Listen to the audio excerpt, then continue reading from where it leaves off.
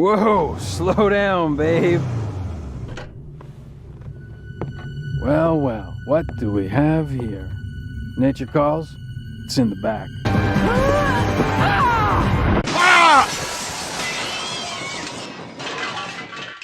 Well, I made a deal, and if the Netflix DMC video reached 100k views on it, I'd dive back into the original Devil May Cry games and review them. And whew, let me tell you, Devil May Cry 1, it's a real humbling experience. And for a game that's got well over 2 decades on its belt, I figured now would be a good time to talk about it. I mean, why not? Not like I'm getting any younger, and the fact this game came out in 2001 just cements that I'm just an old fossil now. You're old. I do need to get back into talking about games, and this is a classic, so my friends, I'm MangaKamen, and Let's rock, baby.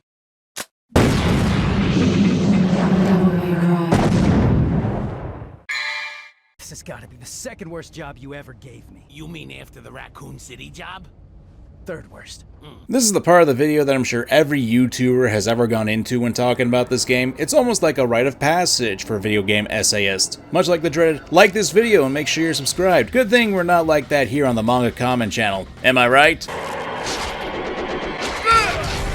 It's no secret that the original Devil May Cry was said to be the next entry of Resident Evil, i.e. Resident Evil 4, headed by the great Hideki Kamiya. The goal was to take a more action-oriented approach, departing from the survival horror elements of the Resident Evil series, even going so far to produce a prototype of the game where there was a stylish, fast-paced combat system with a protag Tony in a gothic world. Unfortunately, the prototype was rejected by Capcom since it pretty much went against the entire thesis of Resident Evil, which was based on slower-paced horror and resource management. Not gonna lie, considering how the original Resident Evil 4 came out,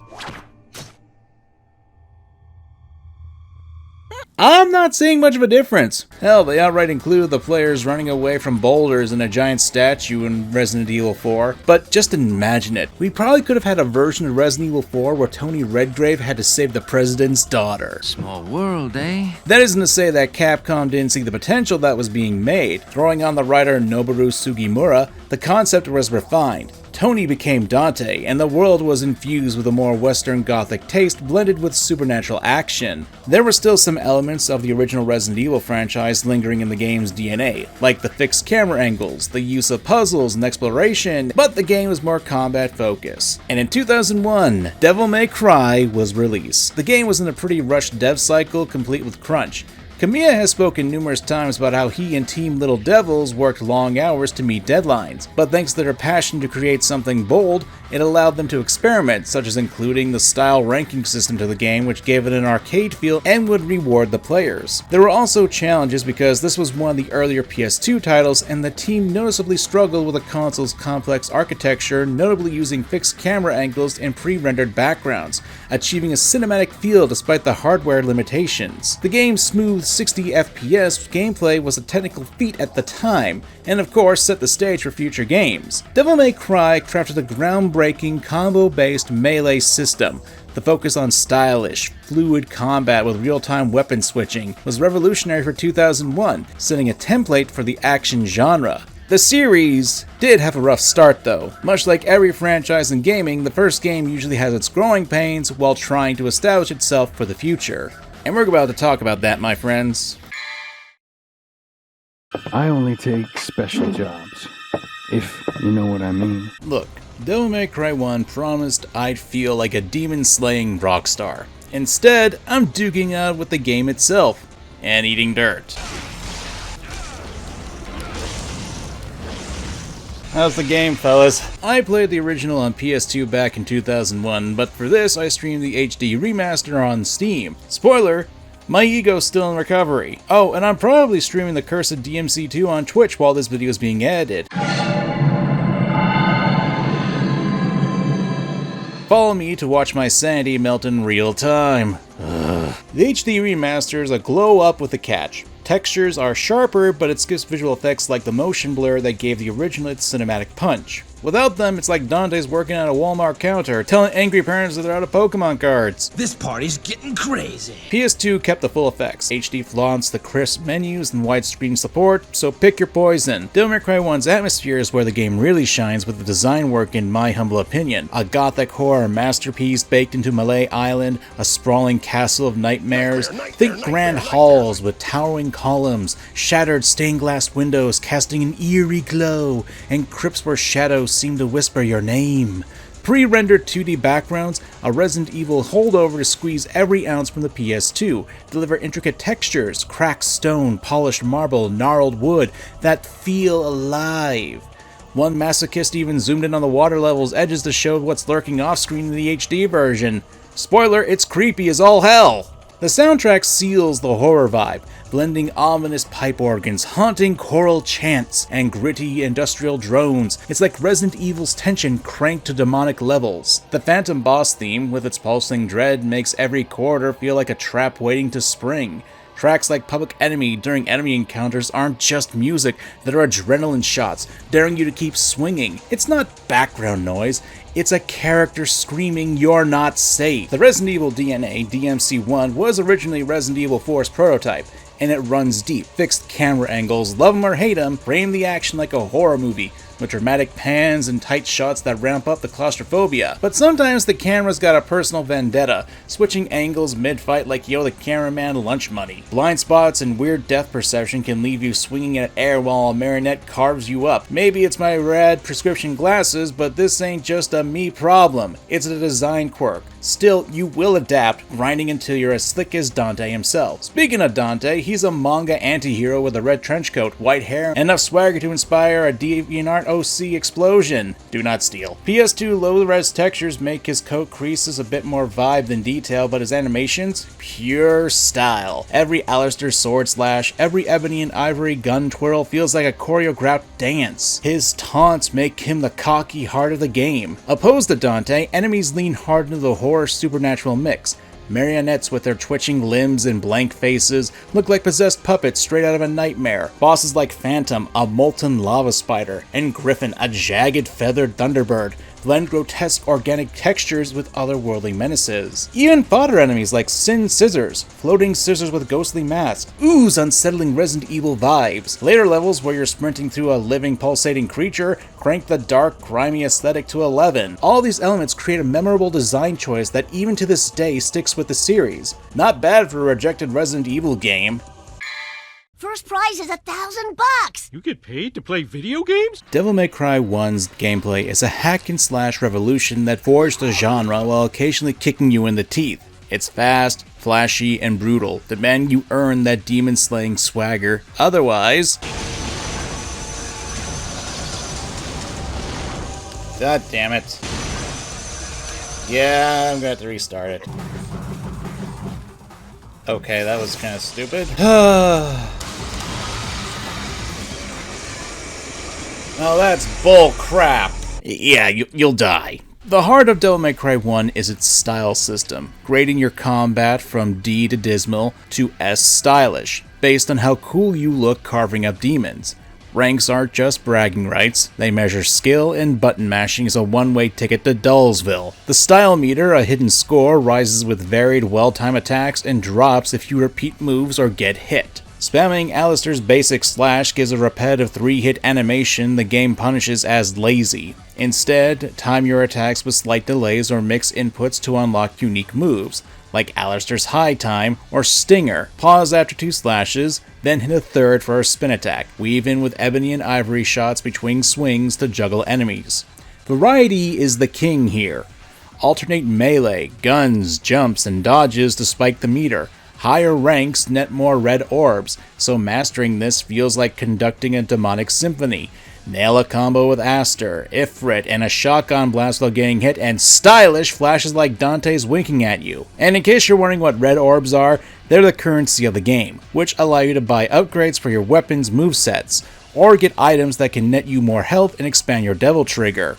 But mash buttons or eat a Sin Scissors blade, and your meter tanks to humiliating Ds. Here's a tip. Practice combos in early missions against marionettes. They're safe and easy to do. Time it right, and you're golden. Repeat moves or get hit, and it's D-Rank City, baby. We already talked about the fixed camera angles, but I feel like it's necessary to bring them up in the gameplay section, since that is where they have the biggest faults. They frame fights like horror flicks. Dramatic zooms, tight corridors, pans that make Dante look godly, but they can betray you like how YouTubers are quick to throw other YouTubers under the bus, switching angles mid-fight and screwing with depth perception. Who's moving the camera? A Sin Scissor's floating blades become a blind spot nightmare. Watch the enemy animations. Marinette winds up or the Phantom's charging signal attacks better than your position. Then we have water levels.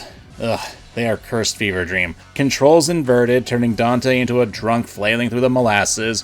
Left is right, up is down, your sanity's gone. Weapons define Dante's flair. Alistair, the lightning-fast sword, excels at rapid combos and moves like Stinger to close gaps. Ifrit's gauntlets hit like a truck, with charged punches and area of effect flames, but they're sluggish, so time it carefully. Ebony and Ivory are pistols that juggle the enemies at range. The shotgun obliterates up close. The grenade launcher's slow, but a boss melter with space. Switching weapons has a split-second delay. No instant swaps like later DMC games though, so you gotta be careful. The Devil Trigger is your trump card. Fill the DT gauge by landing hits or taunting enemies, and Dante flipping off demons mid-fight is peak style. Then unleash a glowing red-hot mode, boosting damage, speed, and health regen. It's a lifesaver, but the gauge drains fast, so use it strategically. If you taunt after combos, you can refill the DT gauge quicker. It's risky, but prevents your style from dropping to refill it much faster. Also, it should be noted the closer you are to an enemy, the more the DT gauge will fill. There are also things you can do to cancel out animations. The grenade launcher being a prime example of this, since it has a cooldown animation after you fire. But if you dodge or jump after you shoot, you can easily cancel that out and get ready to fire again. There is a little bit of resource management though. Slaying enemies for red orbs to buy upgrades like Stinger or Air Hike, or charged shotguns blasts. But it's mostly for the early game where you have to choose upgrades for the two weapons that you get throughout the game, so you gotta choose wisely. Air Hike's a dodge godsend, while Ifrit's Inferno clears crowds. Green orbs for health are rare, so every hit stings, so you gotta be careful. Personally, I like going with Air Hike since it's a godsend to help with dodging attacks and the attacking camera. Now here's the thing about Devil May Cry 1's enemies. They aren't just cannon fodder. Each has tailored weaknesses and strategies, and picking the right weapon turns from frustrating to fluid. Marionettes, the twitching puppets, are basic but swarm fast. Alistair's quick combos keep them staggered, so use the Stinger to close gaps on the stragglers. Sin Scissors, those floating scissors with ghostly masks who sound like my neighbors screeching at midnight, are glass cannons. Line up a charged shotgun blast to one of them, and you can take them out in one shot, saving you from their annoying slash spamming. Frosts are the icy lizard-like enemies in later missions. They're tanky and love freezing you with ice blasts, so naturally Ifrit's fiery gauntlets are their kryptonite. Duh. Charged punches or Inferno's area of effect flames can melt their health fast, especially in Devil Trigger mode for extra heat. The Shadows, these bastards, that are dodge-heavy nightmares that morph into spikes or jaws. Ebony and Ivory's rapid fire keeps them at bay while chipping their health while you dance around their telegraphed lunges, so you want to switch to Alistair for a quick high time when they're stunned. Strategy does matter here. You don't want to waste Ifrit's slow swings on fast enemies like Sin Scissors, and don't rely on pistols against Frost's high health. Learn the enemy tells, Marionette's janky windups, Frost Ice charging glows, and match the weapons to the weaknesses. You will have to engage with Devil May Cry on its own terms if you expect to get anywhere, and that's the most apparent in the bosses of the game. Devil May Cry bosses are the demonic gatekeepers, and Phantom, the lava-dripping spider in Mission 3, is the game's first real skill check. You can't button mash against this guy. Phantom demands you engage with Devil May Cry 1's mechanics or you get barbecued. His fireballs, tail swipes, and lava spews punish sloppy play, forcing you to master dodging, timing, weapon choice, and Devil Trigger. You can stay on his back to avoid frontal attacks and use Alistair's quick slashes or the shotgun for damage. You can even send his fire breath back at him with a well-timed slash to parry. Devil Trigger is a game changer in this though. Pop in when the health is low to regain and deal extra pain, but save some gauge for a second phase when he amps up the heat. If you're mashing or ignoring the Devil Trigger, Phantom is your wake-up call, sending you to the loading screen with a D rank and a bruised ego. And $15 stolen from your wallet. Griffin, on the other hand, is a jagged feathered thunderbird. He tests your mobility. His lightning bolts and dive attacks force constant movement. You go on a chip with Ebony and Ivory to ground him and dodge his telegraph swoops. Then we have Nello Angelo, the blue-clad knight, who mirrors Dante with teleporting sword combos, but his patterns are really easy to get. He's brutal, but predictable. The nightmares, though, they are the biggest pains in my ass to deal with, since you have to hit the rune wheels around where you need to light up all the icons on them and have their actual form pop up. If their ooze form gets you, you'll be transported to a cut-off arena where you'll fight some grunts and then a weaker version of a different boss in order to escape. Luckily, if you do this, you can escape and cause damage to the nightmares, but it can only be done once per fight, and it's something that can happen. Nightmare is a BS boss, though, in my opinion, since its actual weakness is its core, which often got obscured by the camera in my recent runs. Then again, that just might be a skill issue on my part again. Mundus, the final boss, is a cosmic nightmare across multiple phases. Phase 1 is an on-rails gauntlet, with Dante flying through a space-like void, dodging meteors and laser barrages. Like the water levels, the controls are inverted. Left is right, up is down, I'm losing my mind as we go around, turning you in disoriented mess as you weave through projectile hell. Phase 2 ups the ante. Mundus, a towering marble demon, summons orbs you can attack to fill up your Devil Trigger, which is necessary for this fight since you now have access to the Sparta Devil Trigger form, which gives you a stronger projectile and much more long-reaching slashing attacks. I will not lie, the controls feel stiff by 2025 standards. Dante's movement lacks the later entry's polish and it shows, and aiming guns with fixed camera angles feels like you're taking shots while playing with lawn darts. Lock-on helps, but it falters in crowds. Still, the skill curve rewards grit. You'll die! A lot! But each death sharpens your reads, your parries, and combos. I chalk up my issues because it's been a long time with my rusty experience with the game, and having been used to more streamlined and sadly easier to understand mechanics in video games nowadays, I've gone soft! It's time for a story. Let's do a story. Devil May Cry 1's story is like a punk rock song. Short, loud, and more about feeling than finesse. It's light on plot, leaning hard into the gothic horror themes and cryptic character moments to carry the weight. You're Dante, a cocky demon hunter hired to stop a demonic invasion on Malay Island. That's the gist. Don't expect Shakespeare, at least on the word count. The narrative's a skeleton, but it's draped in enough thematic meat to keep you hooked, even if the writing stumbles. The story's simplicity stems from its Resident Evil origins. Devil May Cry 1 was a mutated Resident Evil 4 prototype after all. You've got a spooky castle, a demonic overlord, a mysterious femme fatale, and a brooding rival. It's a gothic horror tapestry with family betrayal, redemption, and identity woven in, but the details are sparse. Cutscenes are brief, often just Dante bantering with Trish or taunting bosses, leaving you to piece things together through environmental clues and item descriptions. Malay Island itself, its bloodstained halls, occult symbols, and pulsating final levels tells more of a story than the dialogue does. Thematic elements are where DMC1 shines. It's a tale of legacy and duality. Dante's half-human, half-demon nature mirrors his struggles between swagger and vengeance. His mother's death and his father Sparta's rebellion against Mundus set a personal stake, but the game keeps it subtle, letting the atmosphere and character designs do the talking. Nello Angelo is the standout example here. The blue-clad knight with a moveset eerily similar to Dante's. Sword combos, lunging strikes, and even a cocky stance screams something's up. His first appearance, looming in a mirror during Mission 4, is pure foreshadowing gold. And despite this game being well over 20 years old at this point, I got no doubt that someone will complain about spoilers in this game, so I'll keep Nello's true nature secret for now, but it ties into Dante's family drama, and the mirror moment hints at their shared essence long before the reveal. It's an effort in showing, not telling, using gameplay and visuals to plant the seeds. Then there's Trish, whose connection to Dante's past adds layers of trust and betrayal. Her arc culminates in the infamous line delivery of, "I should have been the one to fill your dark soul with light!"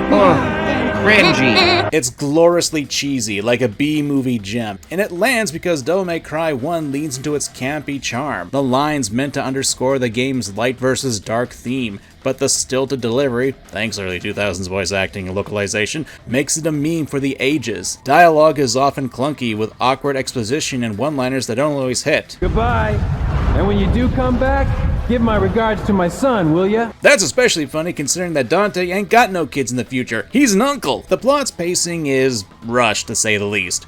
Key beats like Dante's backstory or Mundus' motives are glossed over, leaving gaps you fill in with headcanon. Cutscenes are often too short to flesh out the characters, and the English localization, while charmingly bad, muddles the tone at times. But let's cut Little Devil some slack, right? DMC1 was born under brutal crunch time. Originally a Resident Evil spin-off, it morphed into a new IP mid-development with a tight deadline. They had to prioritize gameplay and atmosphere over the polished script. Voice acting was recorded in a pre-motion capture era with limited takes and budget, which explains the campy delivery. Given the constraints, it's a miracle the story coheres at all, and the thematic depth, Nello's mirror, Trish's duality, shows ambition despite the chaos. The writing flaws don't ruin the vibe. They're part of DMC1's scrappy charm, like a punk band playing out of tune but stealing the show. The narrative strength is in its restraint. By keeping the story light, it lets Melee Island's gothic horror and Dante's swagger take the center stage. Nello Angelo's foreshadowing, Trish's arc, and the Sparta legend deliver just enough emotional heft to make the final Mundus fight feel epic, even if the dialogue trips along the way. It's a game that knows its limits and plays to its strengths: style, atmosphere, and raw charisma. I guess you could say Dante filled my dark soul with light with this story. Cringy. Goodbye.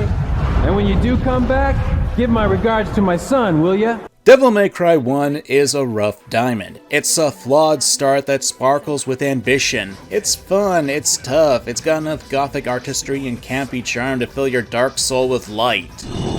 See what I did there? The clunky controls, wonky cameras, and a thin story show its age, but those rough edges don't dull its impact.